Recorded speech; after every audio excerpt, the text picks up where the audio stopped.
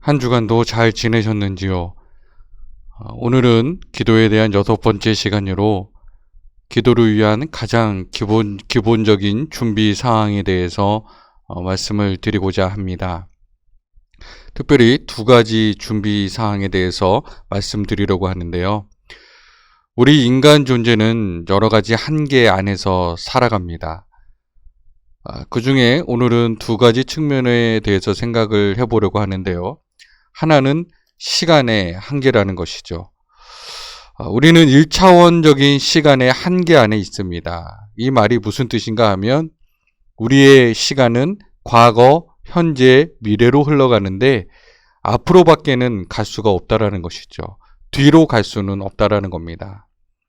우리의 꿈속에서는 뒤로도 가지만 우리의 현실 속에서는 과거에서 현재로 그리고 미래로 가는 그 일직선의 흐름 안에 있습니다. 그래서 이것을 1차원적인 시간이라고 이야기를 하는 것이죠. 그래서 인간은 시간의 영향을 받을 수밖에 없는 그런 존재입니다. 그런데 믿는 사람에게는 이 영원이라는 시간이 있습니다. 이 영원이라고 하는 것은 이 1차원 시간의 한계를 넘어선 것, 그것을 초월한 것을 말하는 것입니다. 그것이 어떤 모습일 것인가 하는 것은 우리가 그 영원의 차원에 가보지 못했기 때문에 알 수가 없습니다. 그래서 우리가 꿈속에서 경험하는 혹은 환상 속에서 경험하는 그러한 현실들을 생각해 보면 우리 1차원의 한계를 넘어서면 과거로도 갈 수 있고 미래도 볼 수 있고 그런 변화가 일어날 수는 있는 거죠. 어쨌든 지금 우리가 살아가고 있는 이 현실 안에서는 1차원 시간 안에 갇혀 있는 것이 우리의 모습입니다. 그리고 중요한 것은 늘 그 시간의 변화에 영향을 받는다는 것이죠. 우리 육신을 생각해 보면 우리는 계속 노화된다는 느낌을 받지 않습니까? 젊을 때는 10년이 다르고 중년이 되면 1년이 다르고 노년이 되면 하루가 다르다고 느낍니다. 또한 시간에 대한 감각이 다르죠. 요즘 코로나로 인해서 많은 사람들이 그런 이야기를 하는데요. 하루는 너무 긴데 돌아보면 언제 이 1년이라는 시간이 지났는지 놀랍다는 이야기를 합니다. 시간이라고 하는 것은 시계가 가리키는 시간은 동일하지만 그것을 느끼는 사람들의 감각은 다른 것입니다. 그래서 어떻게 이 시간을 관리하고 또 시간이 주는 영향이 있는데 그 영향 중에서 부정적인 영향을 극복하고 어떻게 시간을 긍정적인 것으로 만들어 가야 되는가가 중요합니다. 이 시간과의 밀당이 우리 삶에 매우 중요한 요소라는 것이죠. 그래서 시간에 성공하는 사람이 인생에도 성공한다는 그런 이야기들을 하는 겁니다. 자, 2번째는 우리는 공간의 한계 안에 갇혀 있다는 것이죠. 특별히 우리는 3차원 공간 안에 있는 것이죠.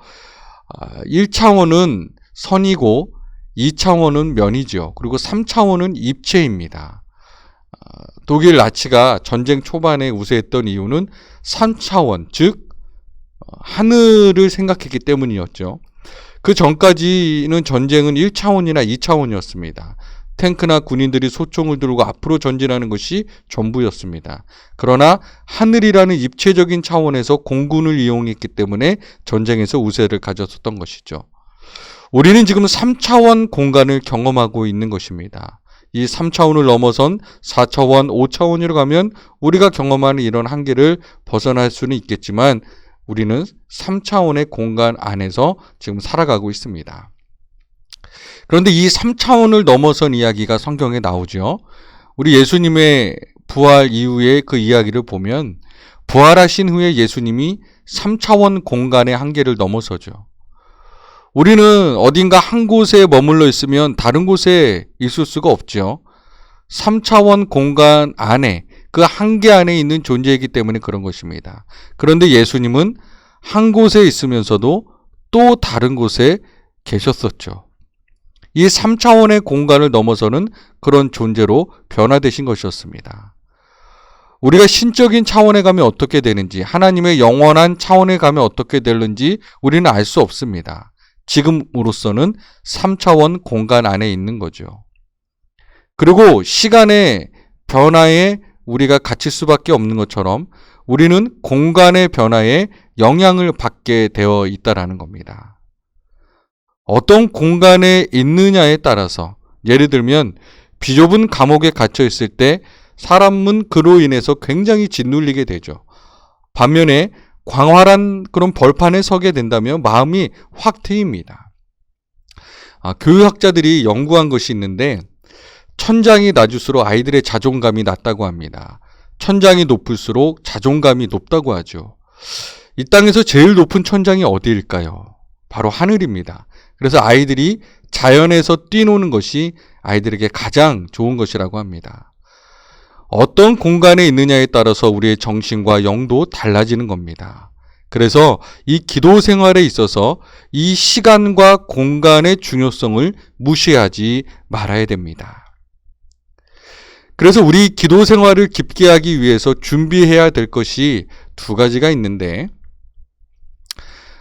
첫째는 시간을 어떻게 잘 관리할 것인지, 둘째는 공간을 어떻게 활용할 것인지에 대한 계획을 우리가 가지고 있어야 된다는 것입니다. 첫 번째로 시간의 문제에 대해서 이야기를 하자면, 이 시간이 매우 중요하기 때문에 이 기도 생활에 있어서 습관, 요즘 루틴이라는 말을 많이 사용하지 않습니까? 이 시간의 틀, 습관이 매우 중요한 것입니다. 속담에 습관이 인격을 만들고 인격이 인생을 만든다라고 하는 그런 속담이 있지 않습니까? 이 영적인 습관, 영적인 루틴, 이 영적인 나만의 어떤 의식이 있어야만 영적으로 성장할 수 있다는 것이죠.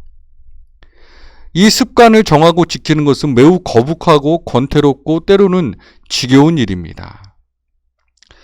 그런데 리처드 포스터라고 하는 우리 시대의 영성운동에 가장 큰 영향을 미친 분이 계시는데, 이분이 이런 책을 썼습니다. Celebration of Discipline. 한국말로 번역하면 훈련을 축하한다 이렇게 번역할 수 있는데, 사람들이 이 책의 제목을 보고 놀란 겁니다. 야, 이게 뭐지? 어떻게 이 지겨운 훈련이라는 것이 어떻게 즐거움이 되고 그것이 축하할 일이 되지? 어떻게 지겨운 습관을 즐길 수 있는 것이지? 그런 관심을 갖고 사람들은 그 책을 보게 되었죠. 자, 습관이 중요한 것은 유익한 것 중에 훈련 없이 되는 것은 하나도 없기 때문입니다. 저는 이게 이제 인간의 타락성의 증거라고 생각을 하는데요. 나쁜 것은, 우리 인생에 해로운 것은 그냥 내버려 두면 저절로 우리 몸이 그것을 익히게 되어 있다는 것입니다. 근데 반면에 유익한 것, 좋은 것은 내가 결심을 하고 결단을 하고 계획을 세워서 행하지 않으면 안 된다는 것이죠. 자, 우리가 새해가 되면 새해 결심이라는 걸 하지 않습니까? 사람들이 새해 결단하는 게 뭔지를 한번 보십시오. 새해 결단하는 사람들 중에 야, 새해에는 한번 실컷 놀아보자, 새해에는 마음껏 마셔보자, 이런 결심 안 합니다. 그건 그냥 내버려둬도 행하게 되어 있는 것이죠. 새해에는 술을 마시지 말아야 되겠다, 새해에는 좀 더 일찍 일어나야 되겠다. 이것은 습관이 되어야 되고 훈련이 있어야 된다는 것입니다. 그런데 이 모든 것들이 어렵고 불편하지만 몸에 배이고 나면 아주 자유롭고 편안하고 또 재미가 있습니다. 그 틀이 내용을 만드는 것이죠. 자, 러너스 하이라는 말이 있습니다. 마라톤 선수가 이제 마라톤을 할 때 굉장히 힘겨운 시간들이 있습니다. 정말 모든 것을 포기하고 싶고 그만 뛰고 싶고 그저 주저앉아 싶고 모든 것을 포기하고 싶은 그런 순간이 온다고 합니다. 그런데 그 한계를 넘어서면 갑자기 기분이 좋아지고 피곤함이 사라지고 다시 뛸 수 있게 만드는 그 지점이 있는데, 그것을 러너스 하이라고 하는 것이죠. 우리의 영적 습관도 마찬가지입니다. 처음에는 하기 어렵고 지겹고 그렇지만 익숙해지고 어느 순간에 그것을 즐기게 되는 것이죠. 그러므로 기도의 습관을 만드는 것이 굉장히 중요한 것입니다. 그런데 이 기도의 습관을 세울 때 세 가지 질문을 해야 됩니다. 첫째는 하루에 얼마의 시간을 기도에 할애할까? 두 번째는 그 시간을 언제 가질까? 세 번째는 그 시간을 어떻게 보낼까? 이 세 가지 질문입니다. 첫 번째로 하루에 얼마의 시간을 할애할까 하는 질문입니다. 하루에 우리가 기도에 보내야 할 어떤 표준 시간이 있는가? 자, 어떤 사람은 1시간이라고 합니다. 그래서 그 근거가 어디 있느냐 그랬더니 마태복음 26장 40절에 예수님께서 겟세마네 동산에서 기도하실 때 세 제자를 따로 데리고 가지 않습니까? 그 제자들에게 나와 함께 깨어 있어라. 나는 저기 조금 더 들어가서 기도하겠다 하고 한참 기도하신 후에 돌아와 보니까 제자들이 자고 있었죠. 그때 예수님께서 뭐라고 하십니까? 이렇게 너희는 1시간도 나와 함께 깨어 있을 수 없느냐 질문하시죠. 그래서 이 1시간이 기도의 표준 시간이라고 그렇게 농담처럼 얘기를 하는데 이거는 말 그대로 어법을 모르는 해석이죠. 얼마의 시간이 기도의 표준 시간인가? 바울 사도는 데살로니가전서 5장 17절에서 끊임없이 기도하십시오라고 말하였습니다. 그러니까 하루 종일 기도하는 게 표준 시간이라는 뜻이죠. 그런데 또 그런 뜻은 아니지 않습니까? 바울 자신도 그렇게 살지 않았습니다. 하루 종일 다른 일은 안 하고 기도만 하지 않았다는 거죠. 그럼 무슨 뜻입니까? 표준 시간은 없다는 겁니다. 늘 기도의 상태, 끊임없이 기도하는 늘 기도의 상태에 살기 위해서 각자에게 필요한 시간 혹은 가능한 시간을 계획하는 것이 필요하다는 것입니다. 어떤 사람은 1시간이 필요할 수도 있고 어떤 사람은 30분이 필요할 수도 있고 어떤 사람은 2시간, 3시간 그렇게 기도할 수도 있습니다. 어떤 분이 과거에 나는 7시간 기도한다고 해서 책을 내기도 했는데 그런 어떤 표준 시간, 이만큼이 정량이다 하는 건 없다는 것이죠. 그러니까 어떤 기도의 시간에 있어서 나에게 필요한 그 습관을 들일 수 있는 시간을 정하는 것이 중요한 것이지 내가 7시간하고 8시간하고 그게 중요한 것이 아니다라는 겁니다. 하루에 이 기도 시간을 정할 때 고려해야 될 것은 첫째는 실천 가능한 시간보다 조금 더 잡는 것이 필요합니다. 내 기도의 지금 현재 기도의 역량을 볼 때 10분이면 충분하다 하면 좀 더 잡으라는 겁니다. 20분 혹은 30분 그렇게 해서 자신을 조금 더 기도에 도전해 보도록 그렇게 훈련을 해야 된다는 것이죠. 그리고 두 번째는 하루 일정이 있어서 이 기도의 시간을 최선 순위에 둔다라는 것이죠. 다른 일 다 이제 해놓고 다 맞춰놓고 기도할 시간을 찾게 되면 잠이 들 때까지 우리는 기도할 시간을 찾을 수가 없습니다.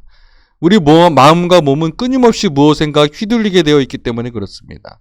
그래서 기도 시간을 정해놓고 그것을 가장 중요한 시간으로 두고 다른 것은 못하더라도 이 기도만은 해야 되겠다는 그 생각을 가져야 가능한 것이죠. 세 번째는 할애된 시간에 익숙해지면 조금 더 늘려가는 것입니다. 내가 내 기도 역량으로 10분밖에 기도할 수 없었지만 어떤 훈련들을 이렇게 통해서 습관이 되다 보니까 30분을 기도했단 말입니다. 그래서 몇 달 계속 그렇게 기도해 보니까 이게 좋아요. 그런데 그것이 좋다고 거기서 머무르는 것이 아니라 그것에 익숙해지면 조금 더 그 시간을 늘리는 것이죠. 또 때로는 정해진 시간을 초월하여서 기도하는 그 경험도 해볼 수 있어야 됩니다. 자, 기도가 하나님과의 사귐이 되면 우리는 정해진 시간을 초월해서 기도할 수 있습니다. 왜냐하면 사귐이라고 하는 것은 시간 가는 줄 모르고 함께 있는 것이죠. 우리의 기도가 하나님과의 사귐이라고 생각한다면 우리의 기도는 시간 가는 줄 모르고 우리의 정해진 시간을 초월할 때도 있어야 되는 것이죠. 두 번째는 이 기도의 시간을 언제 가질까라는 질문입니다. 가장 중요한 것은 방해받지 않고 집중할 수 있는 시간을 가져야 된다는 것이죠. 전화나 혹은 가족들이 여러 가지로 방해할 수 있는 시간들이 있지 않습니까? 그런 거로부터 가장 떨어져 있는 시간을 찾아야 된다는 것이죠. 두 번째로는 정기적으로 기도할 수 있는 시간을 찾아야 된다는 겁니다. 이 시간이면 기도하는 시간이야. 몸이 그것을 자연스럽게 익힐 수 있고 습득할 수 있고 습관이 될 수 있도록 해야 된다는 겁니다. 그리고 컨디션이 좋은 시간. 내가 내 삶에 있어서 가장 중요한 일을 하려고 하는데 내 컨디션이 가장 나쁜 시간에 그 일을 하면 안 되겠죠. 제가 일주일 중에 제 몸의 상태를 가장 좋게 하려고 하는 시간이 바로 주일 예배 시간입니다. 예배가 저 자신에게 그리고 우리 교우들에게 얼마나 중요한지 알기 때문에 저의 마음과 몸과 정신을 최상의 상태로 유지하려고 하는 것이죠. 마찬가지로 기도도 그렇습니다. 가장 마음이 맑고 정신이 맑을 때 하나님 앞에 서는 것이죠. 이런 점에서 모든 종교 정통에서 새벽 혹은 이른 아침이 가장 선호되어 왔습니다. 불교에서는 새벽 예불이라는 게 있고요. 우리 기독교에서도 새벽 기도회가 있는 이유는 가장 맑은 시간에 방해받지 않는 시간에 정기적으로 일어나서 첫 번째 하는 일이 하나님을 찾는 일이다 하는 의식이 있어서입니다. 그런데 문제는 현대인들의 생활 패턴이 새벽이나 혹은 이른 아침 기도를 불가능하게 만들었다는 것이죠. 이 현대 문화를 알고 보면 영적 생활에 매우 독소적인 조항들이 많이 포함되어 있다는 것을 보게 됩니다. 그래서 이 현대적인 생활 패턴에 무심코 익숙하다 보면 영적 생활이 상당한 침해를 받게 되죠. 우리 현대인들의 어떤 직장 생활을 한번 예로 들어봅시다. 예전 같으면 농경 생활에서는 해가 뜨면 일을 하고 해가 지면 일을 하지 않았죠. 그런데 현대에서는 어떻습니까? 24시간 공장이 가동이 됩니다. 그러니 아침부터 오후까지 일하는 사람들에게는 괜찮지만 이 저녁부터 새벽까지 일하는 사람에게 있어서 이런 시간을 찾아 만들으라는 것은 굉장히 어려운 일이죠. 그러나 그런 예외적인 경우를 제외한다면 우리는 생활 패턴을 바꿔야 됩니다. 저희 원칙 중에 하나는 TV를 보지 않는 겁니다. 또 컴퓨터 모니터에 익숙해지지 않는 겁니다. 생활 패턴을 바꾸고 일찍 잠자리에 들면서 내 몸과 마음을 건강하게 해야만 영적 생활의 깊이가 있을 수 있는 것이죠. 그런데 앞서 말씀드린 것처럼 그게 불가능한 경우도 있죠. 직장 생활이나 또 아이들이 있어서 밤 늦게까지 이런저런 일로 시달릴 수밖에 없는 그럴 때는 다른 시간을 찾아볼 수 있어야 됩니다. 셋째로 그 시간을 어떻게 보내야 될까 하는 것이 세 번째 질문인데요. 다시 한번 말씀드리지만 기도는 요구를 넘어 사귐이라는 사실을 기억해야 된다는 겁니다. 물론 요구도 있죠. 없다는 게 아닙니다. 다만 요구를 넘어 사귐이라는 사실, 그걸 기억한다면 그러면 넉넉한 시간이 필요하다는 걸 아실 겁니다. 마음이 급하면 사귐은 불가능하죠. 여러분도 누구를 만나서 다른 급한 일이 마음속에 있으면 건성건성하게 되죠. 그러면 그 사귐이 나에게 유익을 주지 못할 뿐만 아니라 그 상대방에게 불쾌감을 주게 돼 있습니다. 사귐이 가능해지려면 넉넉한 시간이 있어야 되고 내 마음이 상대방에게 몰두할 수 있어야 되죠. 그렇기 때문에 내가 할 수 있는 시간보다 조금 더 할애하라는 것입니다. 그래서 여기에는 여러 가지 활동들이 필요할 때도 있습니다. 찬양도 필요하고 말씀을 읽고 묵상하고 중보기도를 하고 기도 일기도 쓰고 이런 일들을 통해서 사귐을 나눈다면 30분도 부족하겠죠.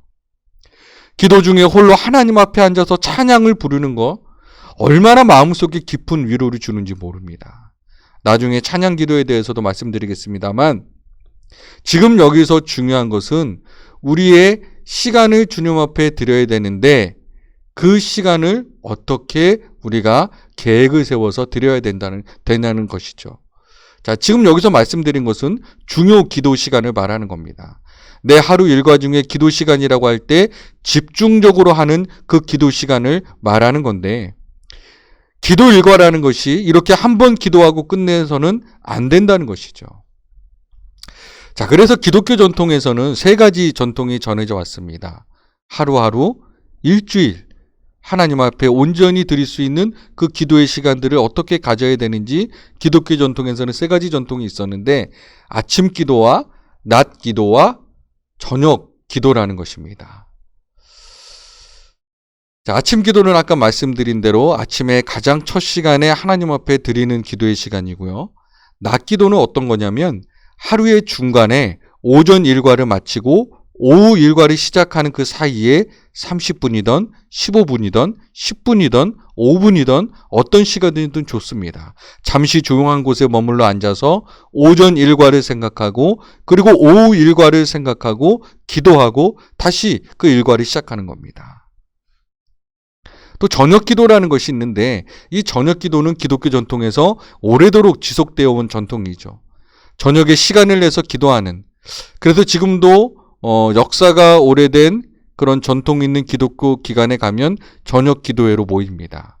저녁 시간에 저녁 식사를 마치고 모여서 수도원 같은 데서는 말할 것도 없고요. 저녁 기도를 합니다.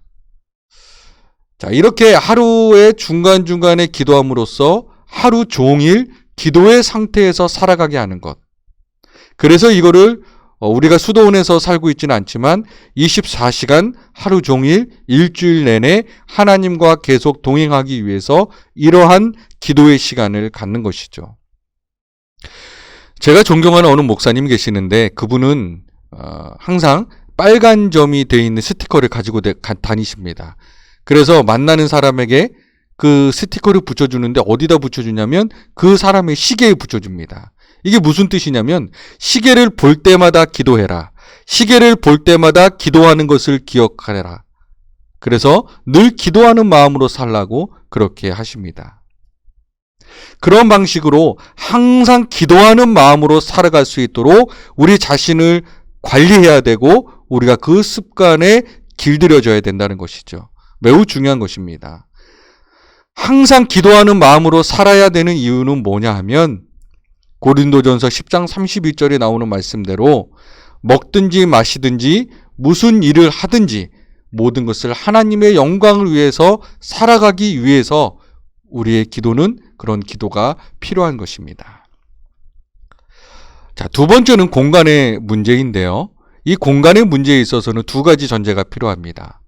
하나는 하나님은 온 천하에 충만하시다는 것을 늘 기억해야 됩니다. 그래서 요한복음 4장 24절에서 사마리아 여인이 내가 어느 곳에서 예배드려야 하나님을 만날 수 있습니까? 라고 질문했을 때 예수님께서는 하나님은 영이심으로 영과 진리로 예배를 드려야 한다고 말씀하시죠. 여기서 영과 진리, 이것을 진리의 영으로 번역을 해야 되는데요. 진리의 영과 함께 동행하면 어디서나 예배 드릴 수 있다, 이런 뜻이죠. 그러므로 우리는 어디서나 기도할 수 있습니다. 그게 하나의 전제이고요. 두 번째는 아까도 말씀드렸지만 인간은 공간 변화에 영향을 받습니다. 어디에나 계신 하나님이어서 어디서나 기도할 수 있지만 그러나 기도에 몰입하게 해주는 그런 환경이 있다라는 것이죠. 우리가 시끄러운 어떤 술집에서 기도할 수는 없습니다. 장소가 중요한 게 아니라 그 시끄러움 때문에 하나님 앞에 몰입할 수 없다라는 것이죠. 하나님 앞에 집중할 수 없다라는 것이죠. 시편 73편 17절에 보면 아삽의 시편이 나오는데 여기서 아삽이 뭐라고 하냐면 내가 부자들, 권력자들이 멋대로 사는 사람들이 잘 되는 것을 보고는 너무너무 마음에 후회가 생겼는데 마침내 성소에 들어가서야 악한 자들의 종말이 어떻게 되는지 깨달았다고 고백합니다. 성소에 들어가는 것, 성소에 들어가서 하나님 앞에 집중하고 하나님 앞에 몰두하다 보니까 하나님에 대한 생각이 회복이 되었던 것입니다. 하나님에 대한 생각이 회복되자 악한 사람들의 종말이 어떻게 되는지를 깨달아 알게 되었다라는 것이죠. 이게 환경이 얼마나 중요하냐 하는 것을 말해주는 겁니다. 시편 96편 6절에 보면 주님 앞에는 위엄과 영광이 있고 주님의 성소에는 권능과 아름다움이 있습니다. 그래서 어디서나 하나님을 대면할 수 있지만 하나님의 임재를 더 깊이 체험할 수 있는 곳, 그것을 우리가 찾게 되었을 때 우리는 하나님 앞에 몰입하는 몰입의 기쁨을 느끼게 되는 것이죠. 그래서 첫째는 거룩함을 느끼게 만드는 장소를 찾는 것이 중요합니다. 두 번째는 거룩함을 느끼게 만드는 장소를 만드는 것이 중요합니다. 우리 집안에 기도할 수 있는 그런 기도의 장소가 필요하다는 이야기죠. 거기 앉으면 기도가 되고 뭐 어디서나 기도할 수 있지만, 화장실에서도 기도할 수 있지만, 그러나 기도의 자리를 만드는 것. 내 삶의 공간에 하나님의 자리를 만드는 것. 그것이 중요하다는 것입니다. 그리고 어디서나 거룩함을 추구하는 마음이 중요한 것이죠. 자, 수산나 웨슬리가 누구냐면 존 웨슬리의 목사님의 어머니이시죠. 자, 아이들이 좁은 목사관에 드글드글 막 끓다 보니까 이 어머니가 기도할 시간이 없는 겁니다. 그래서 이 어머니는 기도해야 될 때는 자리에 앉아서 앞치마를 둘러썼다고 합니다. 앞치마를 둘러쓰면 큰아이가 야, 엄마 기도하는 시간이야. 그러면서 동생들을 조용히 시켰다는 것이죠. 그런 마음으로 그렇게 기도하는 것. 자, 그래서 오늘 제가 이 말씀을 통해서 드리는 과제가 있습니다. 첫 번째 과제는 시간의 틀, 즉 습관을 들이라는 것입니다. 이미 많은 분들이 기도의 습관을 따라 기도 생활하고 있을 텐데요. 그렇지 않다면 습관을 들이라는 겁니다. 시간이 될 때 하지 결코 그러면 기도할 수 없습니다. 훈련해야 되고 습관을 들여야 됩니다. 뇌과학자들이 이야기하는 것 중에 이 습관의 법칙이 있는데 21일 동안 습관을 계속해서 하게 되면 뇌가 그것을 인지하게 되고 그것을 나의 생활 패턴으로 받아들인다고 합니다. 21일 동안 한번 실천해 보십시오. 두 번째는 공간의 틀, 즉 기도처를 여러분 가정에 준비해야 됩니다. 그리고 이 시간의 틀과 공간의 틀을 지켜나가는 겁니다. 그러다가 침체와 무감각의 시간이 오면 또 다른 변화를 줄 필요가 있죠. 이렇게 시간과 공간과의 밀당을 주고받으면서 우리의 기도 생활을 더 활발하게 만드는 것. 그것이 우리의 과제라는 것입니다. 그러면 우리가 좀 더 깊은, 좀 더 발전된, 좀 더 성숙한 기도로 나아갈 수 있게 되는 것입니다. 지금까지 경청해 주셔서 감사를 드립니다. 다음 시간에 또 찾아뵙겠습니다. 건강하시고 감사드립니다.